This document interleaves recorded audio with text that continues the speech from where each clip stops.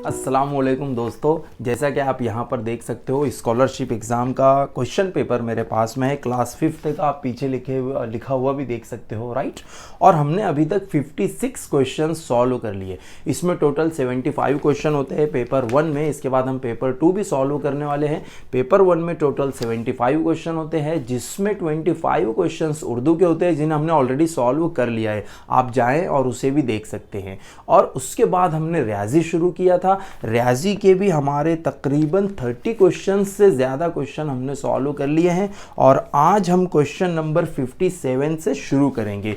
Video बाकायदा शुरू करने से पहले मैं आपको एक बात बता दूं कि ये वीडियो TAIT जो एग्ज़ाम एक होता है TAIT, जिसमें मैथ्स पर इंटेलिजेंस टेस्ट जो है अलग अलग जो है, जिसे हम कहेंगे ज़हनी आजमाइश के सवालात होते हैं, रियाजियाती सवालात होते हैं, तो उसके लिए भी ये इक्वली इंपॉर्टेंट है।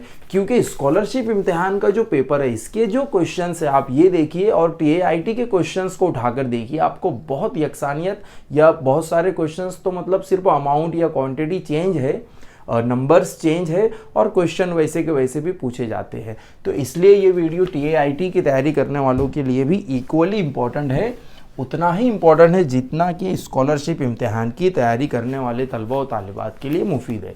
अब स्कॉलरशिप इम्तिहान क्यों है, तो ये ज़हीन बच्चों के लिए होता है, ऐसी हमारी एक मिथ है, एक हमारी अंडरस्टैंडिंग है कैसी बनी है। लेकिन मेरा ये मानना है, मैं 12 सालों से दर्स व तदरीस के पेशे से जुड़ा हुआ हूँ, कि अगर तलबा और तालिबात को मुनासिब रहनुमाई दी जाए तो कोई भी बच्चा इस इम्तिहान में बैठ सकता है और इसमें वो नुमाया कामयाबी हासिल कर सकता है, राइट। लेकिन शर्त यह है कि पिछले साल के क्वेश्चन पेपर्स को सॉल्व किया जाए, इसका निसाब क्या है उसे अच्छी तरह से समझा जाए और खूब मश्क की जाए, राइट। अगर इतना किया जाएगा तो ज़रूर इस इम्तिहान में कामयाबी मिल सकती है। और इसी तरह से प्यारे दोस्तों, ज़िंदगी में अगर आप देखो तो आगे किसी भी फील्ड में जाना हो तो एंट्रेंस टेस्ट होता है, यानी मुकाबला जाती इम्तिहानात सामने आ ही जाते हैं। तो क्यों ना उसकी तैयारी 5वीं क्लास से या 8वीं क्लास से शुरू कर दी जाए। तो इसीलिए यहाँ पर खाकसार की एक छोटी सी कोशिश है कि तलबा और तालिबात में स्कॉलरशिप इम्तिहानात के तय थोड़ी बेदारी पैदा हो जाए, राइट। तो आइए इस मुहिम को, इस कोशिश को हम यहाँ पर आगे बढ़ाते हैं। और क्वेश्चन नंबर 56 हमने सॉल्व किया था, पिछले वीडियो में अवेलेबल है। क्वेश्चन नंबर 57 आज हम देखते हैं। सवाल नंबर 57, ठीक है। 625 मुरब्बा मीटर वाले एक मुरब्बानुमा बाग को, आप सवाल को यहाँ पर स्क्रीन पर रेफर कर सकते हो, आपके सामने आ चुका है। तो एक मुरब्बानुमा बाग की यहाँ पर बात चल रही है, यानी कि एक बाग है जो स्क्वायर की शेप में है या मुरब्बे की शेप में है, और इसका रकबा हमें दिया गया है 625 मुरब्बा मीटर, राइट। यानी इसको हम इस तरह से लिख सकते हैं, मुरब्बा मीटर। कभी भी रकबे को मुरब्बा मीटर इस इकाई में ही लिखेंगे, मुरब्बा लगाकर, स्क्वायर लगाकर, फिर आगे मीटर हो, किलोमीटर हो, सेंटीमीटर हो, वॉटएवर इट इज। एक मुरब्बानुमा बाग को 4 फेरे वाली बाड़ लगाने के लिए, ऐसी बाड़ जिसमें 4 फेरे होंगे, 1 2 3 4, इस तरह से, जिसको हम आम जबान में हमारे 4 गुना या चौपट बोल सकते हैं, इस तरह से 50 रुपये फी मीटर के हिसाब से, यानी 1 मीटर बाड़ लगाने का खर्चा है 50 रुपये, ठीक है। कितना खर्च आएगा, तो सवाल आपकी समझ में आ गया है। हमको यहाँ पर बाड़ लगाना है, फेंसिंग लगाना है, राइट, और उसका खर्च है 50 रुपये फी मीटर के हिसाब से, और हमको मुरब्बे का रकबा दिया गया है, जबकि हमको यहाँ पर इसकी लंबाई पता होना चाहिए थी, जो कि नहीं मालूम है। लेकिन कोई बात नहीं, स्कॉलरशिप का इम्तिहान है, इसमें इसी तरह से क्वेश्चंस घुमा फिरा कर पूछे जाते हैं। तो हम रकबे से क्या करेंगे कि इसके एक ज़िले की लंबाई मालूम करेंगे। और अगर आपने स्कूल में ध्यान से इसको पढ़ा है तो मुरब्बे का रकबा जो होता है प्यारे दोस्तों, उसका फॉर्मूला होता है ज़िले की दूसरी क़ुव्वत, राइट। अब ज़िले की दूसरी क़ुव्वत तो हमको पता नहीं है, वो हमको मालूम करना है, लेकिन रकबा हमको पता है 625 स्क्वायर मीटर। अब 625 ये कौन से अदद का जो है मुरब्बा है, क्योंकि हमको यहाँ से मुरब्बा हटाना है तो 625 का जज़रुल मुरब्बा मालूम करना होगा। तो ये होता है 25 का मुरब्बा 625। तो एक ज़िले की लंबाई है 25 मीटर। अब हम इसको मीटर में लिखेंगे क्योंकि वो रकबा था इसलिए वो मुरब्बा मीटर में लिखा हुआ था। अब 25 मीटर जो है यहाँ से यहाँ तक की लंबाई है, यानी हमको यहाँ से यहाँ तक आने के लिए 25 मीटर, फिर 25 मीटर यहाँ से यहाँ आने के लिए यानी 50 मीटर, फिर 25 मीटर यानी ये 75 मीटर, और फिर 25 मीटर यानी 100 मीटर। एक चक्कर पूरा करने के लिए लग रहा है 100 मीटर। लेकिन यहाँ पर क्या है सवाल, गौर से देखिए, 4 फेरे वाली बाड़ लगाने के लिए, यानी हम इसमें एक तरह से 4 फेरे लगाने वाले हैं। तो एक फेरे का 100 तो 4 का 400, ठीक है, यानी 400 मीटर यहाँ पर फेंसिंग लगने वाली है, या बाड़ जिसको हम कहेंगे बाड़ लगने वाली है। और 1 मीटर का खर्च 50 रुपये है, तो 400 मीटर का खर्च कितना होगा, तो हम 400 को 50 से ज़र्ब देंगे। अगर जब भी ज़र्ब में ऊपर नीचे ज़ीरो आ जाए तो बहुत आसान होता है, 1 2 3, 1 2 3, 3 ज़ीरो लिख दिए, उसके बाद 5 चौक 20, तो 20,000 रुपये खर्चा आने वाला है। अब आप ऑप्शन देखिए, ऑप्शन में ऑप्शन नंबर 4 में 20,000 लिखा हुआ हमें दिखाई दे रहा है, तो 57वां जो सवाल है उसका चौथा ऑप्शन सही रहेगा, 20,000 रुपये। आगे बढ़ते हैं, 58वां सवाल देखेंगे।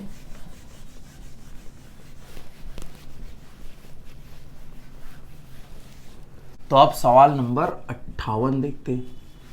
सवाल नंबर 58 है, एक इमदाद बाहमी तंजीम ने शजरकारी मुहिम के तहत 100 किलोमीटर लंबाई वाले रास्ते पर 5 किलोमीटर फासले पर एक इस तरह दोनों जानिब दरख्त लगाने का फैसला किया, तो बताइए कुल कितने दरख्त लगाए जा सकते हैं। बहुत ही दिलचस्प, बहुत ही इंटरेस्टिंग सवाल है। एक सड़क है इस तरह से प्यारे दोस्तों, और इसकी जो लंबाई है वो 100 किलोमीटर है यहाँ से यहाँ तक, और जो इमदाद बाहमी तंजीम है वो हर 5 किलोमीटर के फासले पर दरख्त लगा रही है। मतलब एक दरख्त इस तरफ लगेगा, एक इस तरफ, 5 किलोमीटर के फासले पर। फिर आगे बढ़ेंगे, फिर 5 किलोमीटर के फासले पर दरख्त, फिर आगे बढ़ेंगे, 5 किलोमीटर के फासले पर दरख्त लगेगा। राइट, यहाँ तक आपको समझ में आया। अब ये जो लंबाई है ये 100 किलोमीटर है, 5 किलोमीटर के फासले पर एक दरख्त लगने वाला है। तो सबसे पहले हम क्या करेंगे, 100 को 5 से तकसीम कर लेंगे, 5 एका 5, 5 दूनी 10, और ये 0 वैसे का वैसा, तो ये आया जवाब 20। राइट, यानी इसके जो हिस्से होने वाले 20 होने वाले। लेकिन यहाँ पर ये चीज़ का ख़ास तौर पर ध्यान रखना है कि इस रोड के अगर 5-5 किलोमीटर पर हिस्से किए तो 20 हिस्से होंगे, लेकिन हम दरख्त लगा रहे हैं तो एक दरख्त यहाँ पर शुरू में भी लगेगा। राइट, फिर दूसरा यहाँ पर लगेगा 5 किलोमीटर पर, फिर तीसरा 5 किलोमीटर पर, फिर चौथा, फिर 5वां, इस तरह से। यानी हम लोगों को 20 टुकड़ों में 21 दरख्त लगेंगे। ये चीज़ समझना ज़्यादा इम्पॉर्टेंट है। जैसे यहाँ पर देखिए, एक छोटा हम इसको करके समझते हैं। अगर मैंने इस खत के 3 हिस्से किया, राइट, और यहाँ पर अगर मैं दरख्त लगा रहा हूँ, तो पहला दरख्त यहाँ पर 1 2 3 4, तो एक बढ़ गया प्यारे दोस्तों। हिस्से जबकि हुए 1 2 3, लेकिन दरख्त लगाए 4, क्योंकि एक स्टार्टिंग में भी लग रहा है ना यहाँ पर 0 की पोजीशन पर। तो 21 दरख्त एक साइड लगेंगे, लेकिन यहाँ पर दोनों साइड, दोनों तरफ हमको दरख्त लगाना है। तो 21 दरख्त ऊपर, 21 दरख्त नीचे, 21 और 21 कितना हुआ, 21 जमा 21, 1 और 1 2, 2 और 2 4, 42, 42 दरख्त आपको लगने वाले हैं। ऑप्शन नंबर जो है 2 में 42 हमको दिखाई दे रहा है। सवाल नंबर 58 का ऑप्शन नंबर 2 देखिए। राइट, आगे बढ़ते हैं क्वेश्चन नंबर 58 के बाद क्वेश्चन नंबर 59। सवाल नंबर 59 देखिए। अब्दुल नाफे के पास 42,378 नंबर, या इसको हम इस तरह से पढ़ सकते हैं 42378 नंबर से 42432 42432 नंबर तक तरतीबवार नोटों वाला 100 रुपयों का एक बंडल है, यानी 100 रुपये के नोट है जिसकी जो सीरियल है, जिसका जो नंबर है, नोट पर नंबर लिखा होता है, सीरियल नंबर लिखा होता है, आपने देखा होगा, तो वो यहाँ से लेकर यहाँ तक है, राइट। यानी पहले नोट पर ये नंबर लिखा है और आखिरी नोट पर जो है बंडल में आखिरी नोट पर ये नंबर लिखा हुआ है। उन 100 रुपयों की बजाय उन्हें 500 रुपए के नोट चाहिए, तो उनको जो है 100 रुपए के नोट नहीं चाहिए बल्कि 500 रुपये के नोट चाहिए, ठीक है। तो बताइए 500 रुपए के कुल कितने नोट आएंगे। बहुत आसान ये होता है, देखिए जब भी आपके सामने सीरियल दिया हुआ हो तो इसको मैं आपको यहाँ पर डिमॉन्स्ट्रेशन करके बता देता हूँ। जैसे फॉर एग्जाम्पल मेरे पास में 20 रुपये के नोट है, कुछ नोट है, कम नोट हम इसलिए ले रहे हैं ताकि समझना आसान हो, और ये सीरियल वाइज है, यानी ये भी तरतीब से लगे हुए हैं। इसके अंदर जो पहला नोट, जो 20 रुपये के जो नोट है मेरे पास प्यारे दोस्तों, तो उसमें जो पहला नोट है तो उस पर नंबर है 53 या 0053 है ना, 280053 पूरा लिख लेते हैं हम लोग, 280053 20 रुपये के नोट है। तो पहले नोट पर यह है, और आखिरी का अगर मैं देखूँ आखिर का, तो उस पर है 280059। अगर इसके ज़रिए मुझे पता लगाना है कि मेरे पास कितने रुपए है तो मैं कैसे पता लगाऊंगा। तो देखो मैं सबसे पहले इसको माइनस करूंगा, यानी बड़े जो अमाउंट है, यानी बड़ा जो नंबर है 280059, मैंने इसको माइनस कर लिया। 9 में से 3 गया 6, 5 में से 5 गया 0, ये 0, ये 0, 8 में से 8 0, 2 में से 2 गया 0।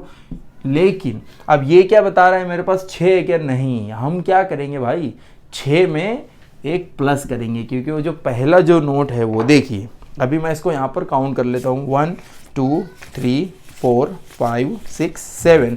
तो मेरे पास जो नोट्स की तादाद है, करेंसी नोट्स की, तो वो है 7, राइट। अब 7 को मैं 20 से यहाँ पर ज़र्ब दे दूँ तो 140 रुपये मेरे पास में है। ये हमने यहाँ पर प्रैक्टिकल डेमोन्स्ट्रेशन इसलिए लिया ताकि हमको स्कॉलरशिप का सवाल और अच्छी तरह से और आसानी से समझ में आ जाए। तो अब्दुल नाफे के पास में जो पहला नोट है उसका सीरियल नंबर ये है, और जो आखिरी नोट है उसका सीरियल नंबर ये है, और 100 रुपये का नोट है। तो सबसे पहले हम अमाउंट क्या है वो पता करेंगे। तो इसमें हम 42,432 में से 42,378 को तफरीक कर लेते हैं, राइट, जैसा हमने 20 रुपये के नोट में किया था।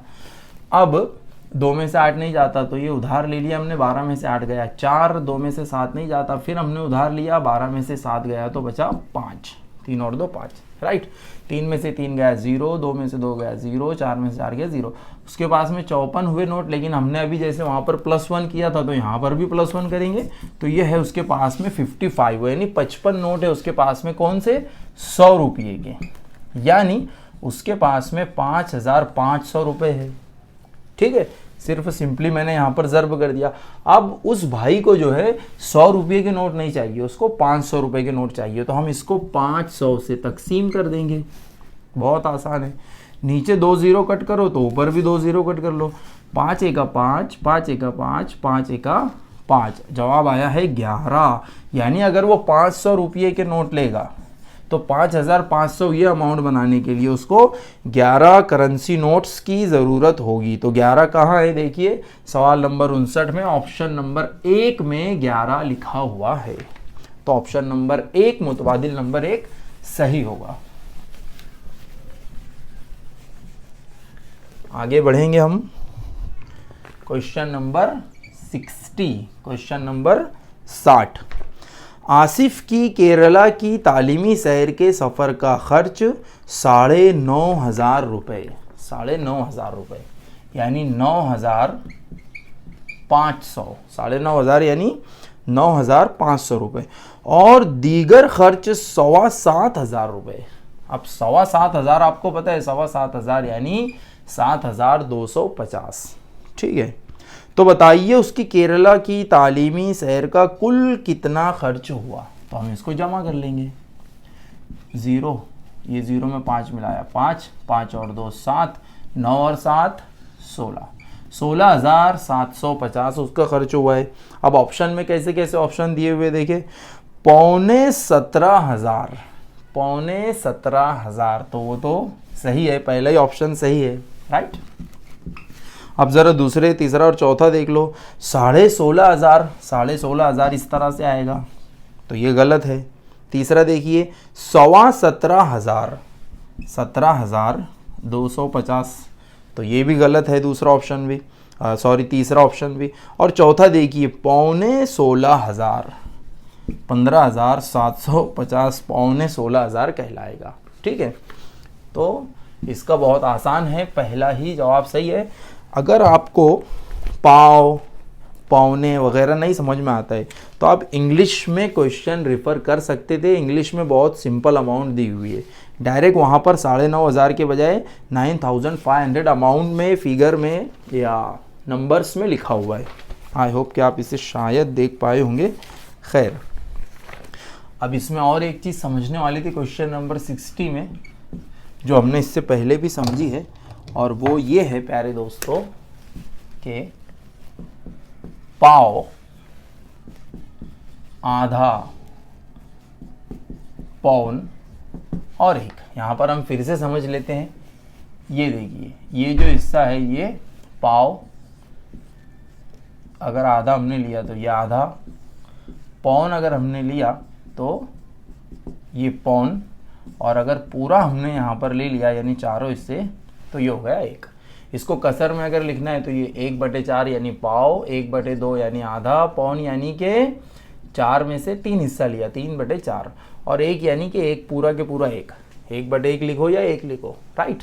और अभी जो हमने सवाल किया है तो उसमें कैसा रहेगा देखिए, 250 पाव किलो आपने सुना होगा, अगर हम ग्राम में इसको देखें तो ये आधा में 500, पौन में 750 और 1,000 यानी कि पूरा एक।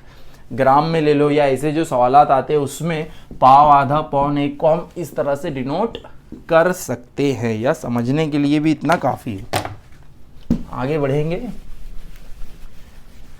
क्वेश्चन नंबर 60 हो गया है। क्वेश्चन नंबर 61 शुरू करेंगे नई स्केच पेन की महारत के साथ। क्वेश्चन नंबर 61, तो ये भी कुछ मज़ा नहीं आया, दूसरी देखते हैं। 61, मुकाबिल की घड़ी में कितने बजे हैं? बहुत आसान है, आप स्क्रीन पर देखिए, इससे आसान सवाल शायद पूरे पर्चे में अभी तक तो कोई आया नहीं है। मुकाबिल की घड़ी में 9 बजे हैं। ठीक है, इसमें आपसे सिर्फ ये एक्सपेक्टेड है कि आपको रोमन नंबर्स पता है, तो रोमन नंबर्स 1, 2, 3, 4, 5, 6, 7, 8, 9, 10,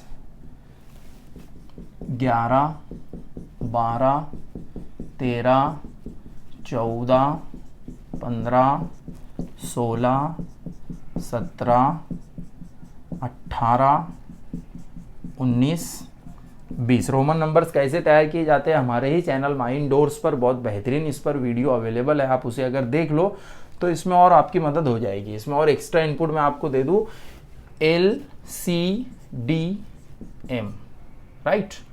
अगर मैं इसको और थोड़ा तफसील से आपको शॉर्ट में बता दूँ, IVX LCDM, शॉर्ट में तफसील से कैसे होता है, तो I यानी कि 1, V यानी 5, X यानी 10, L यानी 50, C यानी सेंचुरी यानी 100, D यानी 500, M यानी 1000। स्कॉलरशिप इम्तिहान के लिए इतनी मालूमात काफ़ी है। अगर मैं 5th स्कॉलरशिप की बात करूँ तो आप चाहे तो स्क्रीनशॉट लेकर इसे अपने साथ में, अपने पास में प्रिजर्व कर सकते हो।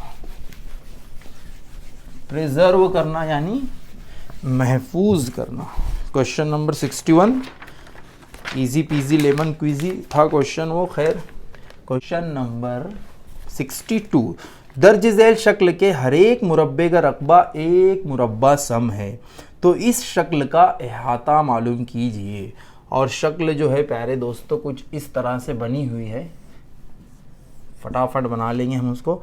तो 3, 4, 5 हिस्से है, 1, 2, 3, 4 और ये 5। यहाँ पर एक मुरब्बा है, इधर 1, 2, 3, फिर उसके बाद इधर एक, ये 2 और ये 1, राइट। इस तरह से यहाँ पर शक्ल बनी हुई है।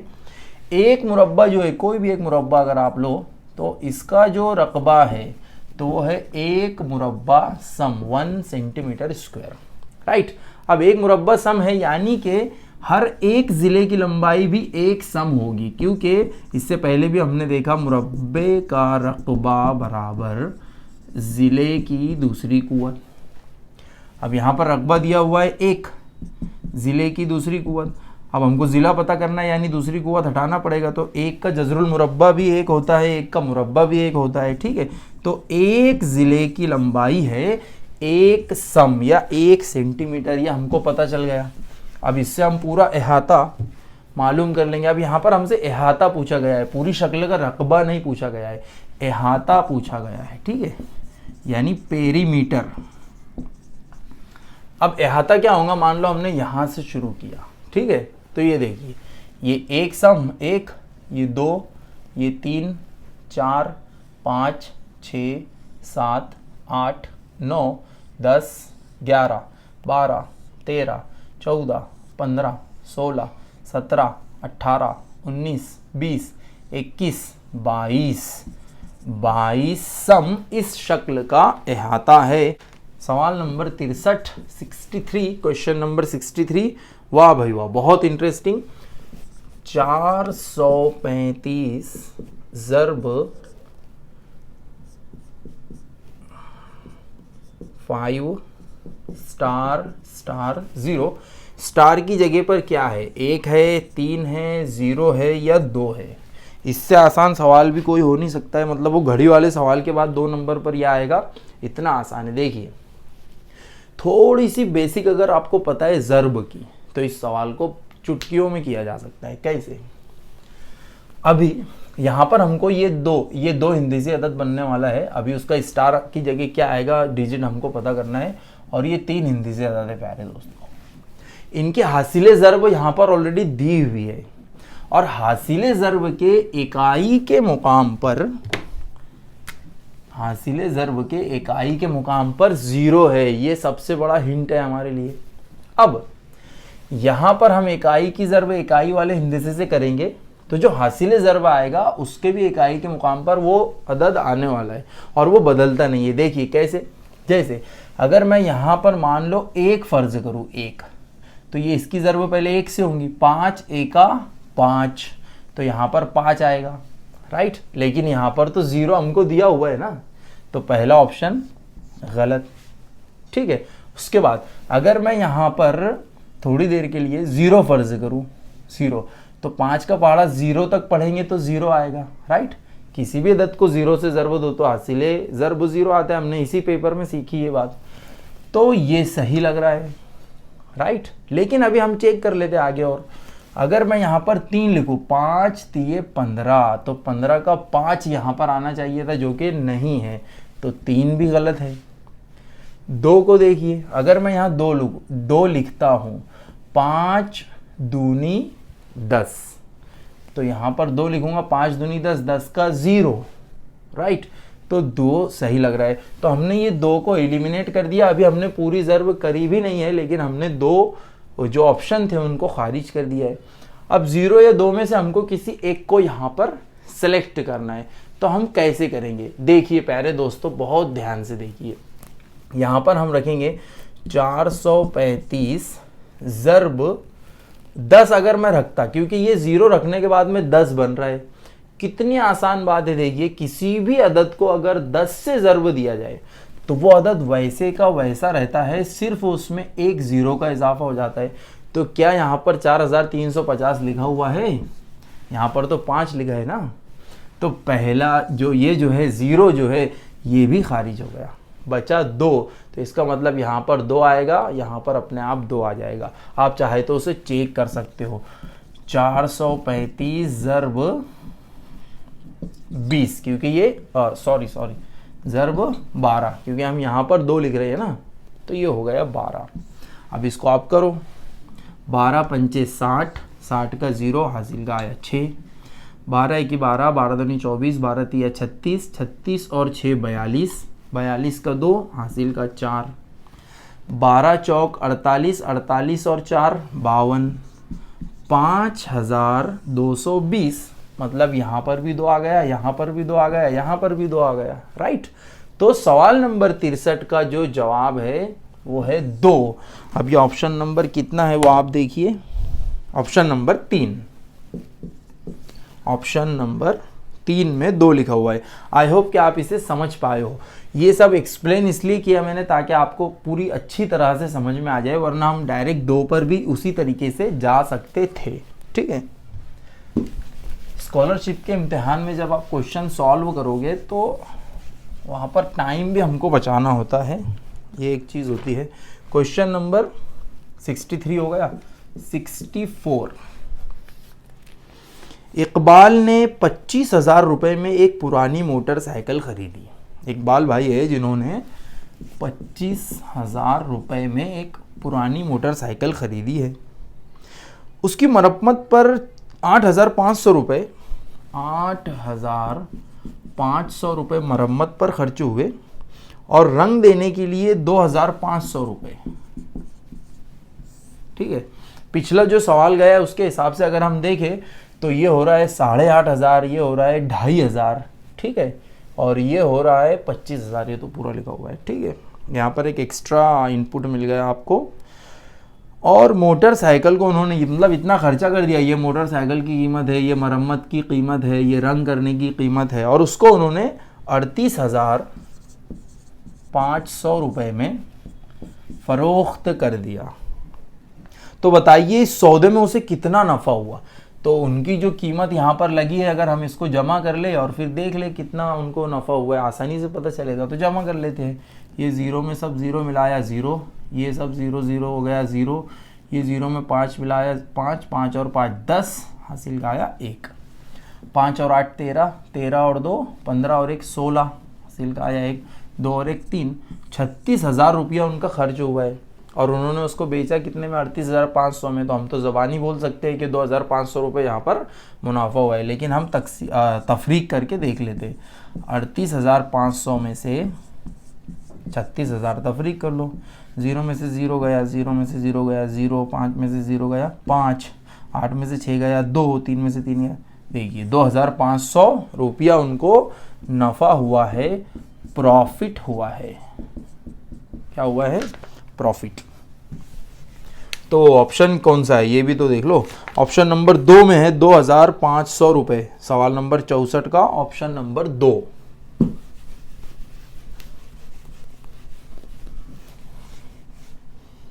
चलो सवाल नंबर 64 के बाद सवाल नंबर 65, क्वेश्चन नंबर 65। दर्ज झैल में से कौन सा बयान सही है? बहुत अच्छे बयानात यहाँ पर है। नंबर 1 बयान देखिए क्या है। मुरब्बे के चारों ज़ावियों की पैमाइश का मजमुआ 180 दर्जे 180 डिग्री होता है। ये मुरब्बा है। आपको इतना तो पता होगा प्यारे दोस्तों कि इसके चारों ज़िले मसावी होते हैं, राइट। यानी अगर ये 2 सम का है तो ये भी 2, ये भी 2, ये भी 2। पहली चीज़। नंबर 2 यहाँ पर जो लिखी हुई है वो ये है, मुरब्बे के चारों ज़ावियों की पैमाइश का मजमुआ 180 दर्जे होता है। बिल्कुल भी नहीं, ये तो सिर्फ उसके 2 ज़ावियों की पैमाइश का मजमुआ है। ये ज़ाविया, हर ज़ाविया उसका जो है कायमा ज़ाविया होता है, यानी 90 दर्जे का होता है।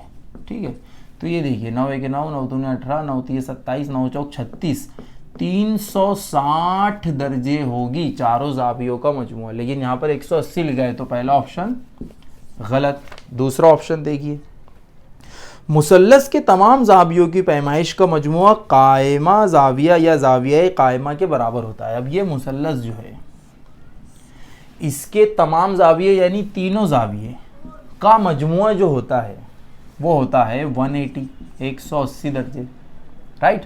मतलब अगर ये 30 दर्जे का है और अगर ये 60 दर्जे का है तो जो तीसरा रहेगा वो 90 डिग्री का रहेगा। वो दिख नहीं रहा है 90 का, खैर समझने के लिए इतना काफ़ी है। देखो 90 और 60 150 और 30 180। तो मुसल्लस के तीनों ज़ावियों की पैमाइश का मजमुआ 180 दर्जे होता है। लेकिन यहाँ पर क्या लिखा है, कायमा ज़ाविये के बराबर होता है, यानी 90 दर्जे होता है। कायमा ज़ाविये की पैमाइश 90 दर्जे होती है। तो मुसल्लस के तीनों ज़ावियों की पैमाइश का मजमुआ 90 दर्जे होता है क्या? नहीं। तो ऑप्शन नंबर 2 भी रॉन्ग है, गलत है। नंबर 3, ज़ुअरबतुल अज़ला के ज़िलों की तादाद मुसल्लस के ज़िलों की तादाद से दुगनी होती है। ये है ज़ुअरबतुल अज़ला, 4 ज़िलों वाली शक्ल, राइट। कितने ज़िले हैं इसके अंदर? 1 2 3 4। मुसल्लस में कितने ज़िले हैं, 1 2 3, तो क्या इसमें 6 ज़िले हैं, मुसल्लस का डबल दोगुना यानी इसमें 6 ज़िले होना चाहिए था, लेकिन इसमें तो 4 ज़िले हैं, तो मतलब तीसरा ऑप्शन भी गलत है। ज़ुरबतुल अज़ला के ज़िलों की तादाद मुसल्लस के ज़िलों की तादाद से दोगुनी होती है, ऐसा वहाँ पे लिखा है। 3 ऑप्शन गलत है, मतलब चौथा तो सही होने ही वाला है, लेकिन हमको तो समझना पड़ेगा उसको। मुसल्लस के तमाम ज़ावियों की पैमाइश का मजमुआ ज़ुरबतुल अज़ला के तमाम ज़ावियों की पैमाइश के मजमुए का निस्फ़ होता है। जैसा कि हमने यहाँ पर देखा, ये भी एक तरह का ज़ुरबतुल अज़ला है, इसके तमाम ज़ाविये जो है उसकी पैमाइश का मजमुआ होता है 360 दर्जे, हमने यहाँ पर भी देखा।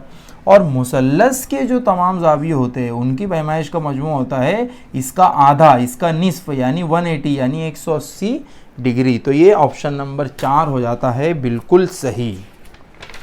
अब हम देखेंगे सवाल नंबर 66। सवाल नंबर 66 देखिए, last but not the least. दर्ज झैल में से सबसे बड़ा अदद कौन सा है, और इस तरह से इदाद लिखी है 0.91, 0.899, 0.090 और है, इधर लिख लेते हैं हम 0.900। ठीक है। अब अगर आपको ये समझ में नहीं आ रहा है कि इसमें बड़ा कौन सा है छोटा कौन सा है, तो इसका एकदम आसान तरीका, एक ट्रिक है कि आशारिया को एक हिंदे से या 2 हिंदे से आगे सरका दो, लेकिन चारों अदद के आशारियों को आपको आगे बढ़ाना है। कैसे? 2 हिंदे से हम इसको आगे बढ़ा देंगे। 0.91 है ना, तो इसको हम लोग आशारियों को बढ़ा के इधर कर देंगे, तो ये आशारिया मैंने बढ़ा के इधर कर दिया।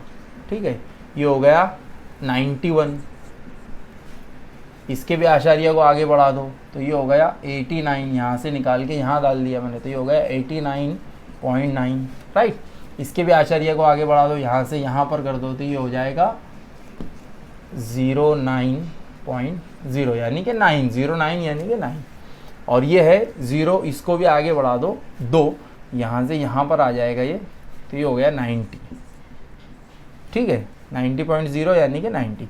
अब आप बहुत आसानी से बता दोगे 91, 89.9 या 9 या 90, इनमें सबसे बड़ा कौन सा है, हमको सबसे बड़ा बताना है। राइट, बहुत आसान है। तो इसके अंदर सबसे बड़ा बहुत आसान है, 91 सबसे बड़ा है, यानी कि ये वाला सबसे बड़ा था, यानी कि 0.91 सबसे बड़ा रहेगा। राइट, और 0.91 है ऑप्शन नंबर 1 में। समझ में आया? 1 या 2 आगे बढ़ा के पॉइंट को किस तरह से हम इसको हल कर सकते हैं। चलो, तो यहाँ तक देखने के लिए बहुत बहुत शुक्रिया। आगे स्कॉलरशिप के मज़ीद सवालात हम सॉल्व करके इस पेपर को यहाँ पर ख़त्म कर देंगे। ठीक है, और उसके बाद में फिर इंग्लिश का और ज़हनी आजमाइश का क्वेश्चन पेपर शुरू करेंगे। Thank you.